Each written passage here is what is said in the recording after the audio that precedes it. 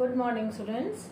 Today we'll start the next chapter. The first chapter we have finished. Now the next chapter, in which we will do about the human eye and the colorful world.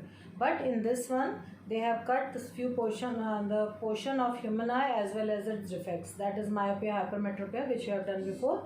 So we'll start from page 192. That is refraction through the glass prism.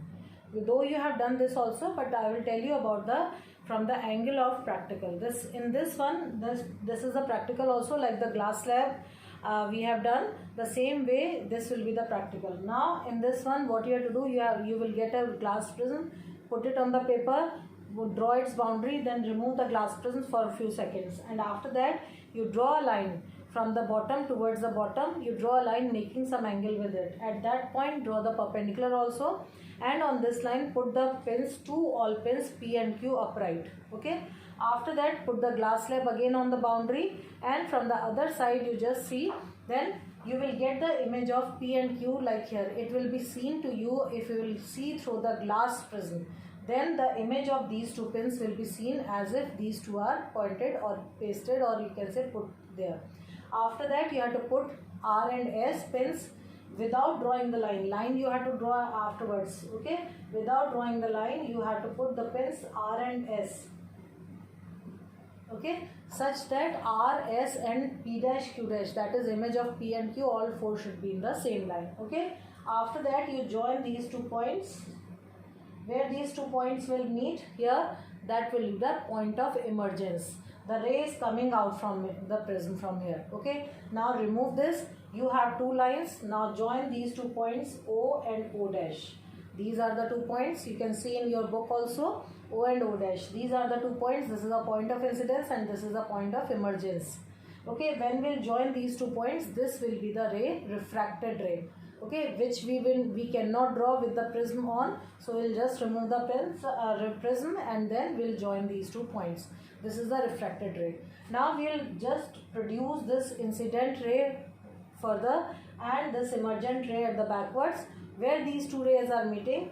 This was the original position. We can say that this was the original size direction of the incident ray, and this was the original direction of the emergent ray. So how much it has deviated from its original path, that is denoted by angle D. This is called angle of deviation. In the exam it may come not to explain, maybe it may come to explain the activity, but generally it does not come. Very less chances are there, but in the exams it may come that draw the labeled diagram. Labeled diagram on page 192. This is figure 11.4. You can see that this figure you have to draw. Okay, this you have to learn, and you have to write all the angles. What are the angles? Angle of incidence, angle of refraction, angle of emergence, angle of prism, angle of deviation. These all five angles, and all 3 rays, that is incident ray, refracted ray and emergent ray. Okay, here remember, unlike glass slab, these 2 rays are not parallel to each other. These are making some angle D with each other. If we'll produce it, both of them will meet at angle D only. Okay, so this is the refraction through the glass prism. You should know that. In this case, we are incidenting a ray of light, or in the light only, we'll just draw it.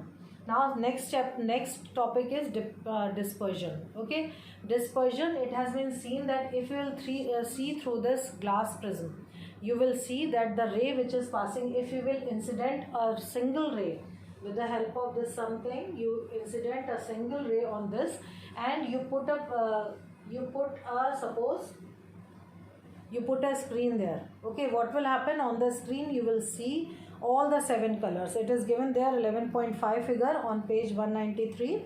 So in this one it has been shown there that colors will be seen on the screen. That means it will deviate the or it will distribute, or it will separate the colors of white. Okay, white color is dispersing. This phenomena of splitting the colors is called dispersion. Okay, that means white light is having 7 colors. 7 colors you will be able to see. I have not shown all the 7, but the uppermost will be red and the lowermost will be violet. Red will be deviated least and violet will be deviated most. You can see that the direction of R will be less deviated and V will be most deviated. Okay. Now after that Einstein has seen, and then he said that because we can split one ray into the 7 colors, maybe these 7 colors also can be splitted in the in more colors. So what he did, he tried to split it. Now what he did initially, first he tried to put 2 prisms side by side, upright only. Okay.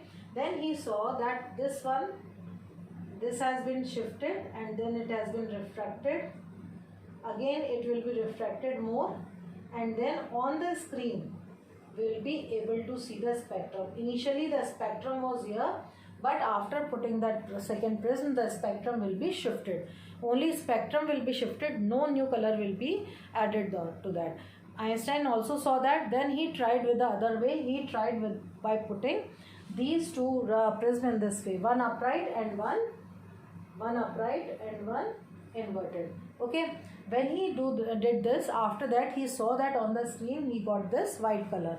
This means this is the emerging of white color, shows that when the light rays, these all colors passes through the inverted prism, these again reflect but in the opposite direction and by the same amount. Here you can see that R, it has refracted, violet has refracted the most, so all colors will meet at one point, and when it will come from out of that prism, this will form the white light. Okay, so this is the combining of combining of this Vibgyor, that is Vibgyor, you know that this is the spectrum, combining the spectrum and getting the white light.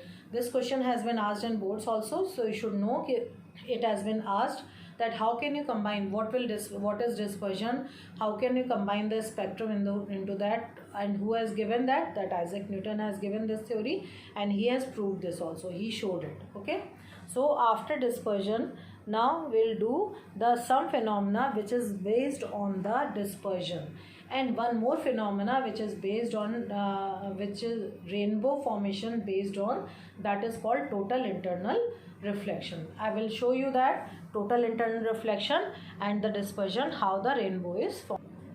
Now in this one, first I have told you that in rainbow two phenomena we have to explain.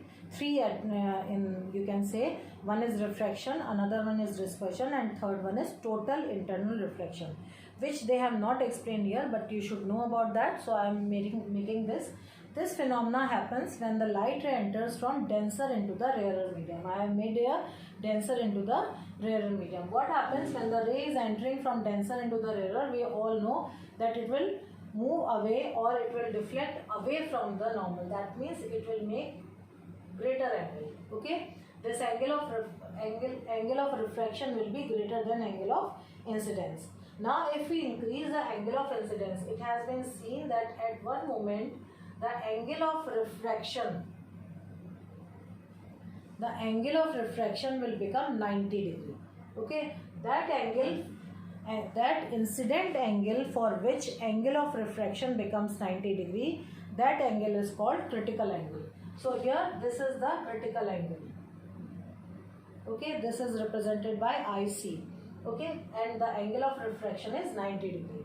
What will happen if we keep on increasing the angle of incidence? If the angle is greater than angle of critical angle, incident angle is greater than the critical angle, then what will happen? The refracted ray will reflect back.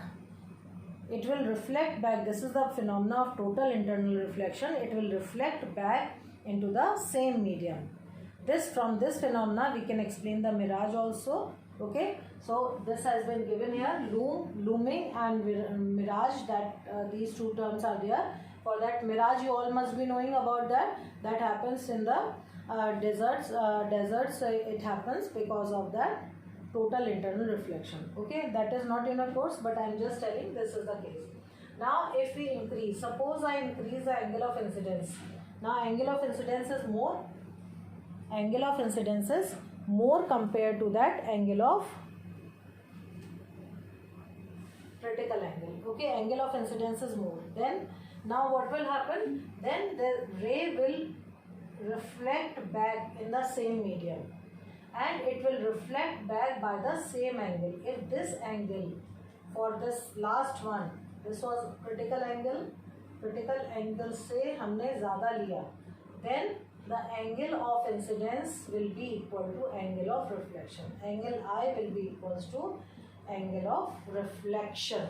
Now it will obey, this ray will obey the laws of reflection. Okay, so now it will deviate. This is called total internal reflection. Okay, after this the rainbow formation, as it's been given in your book also on page 195, I think 194.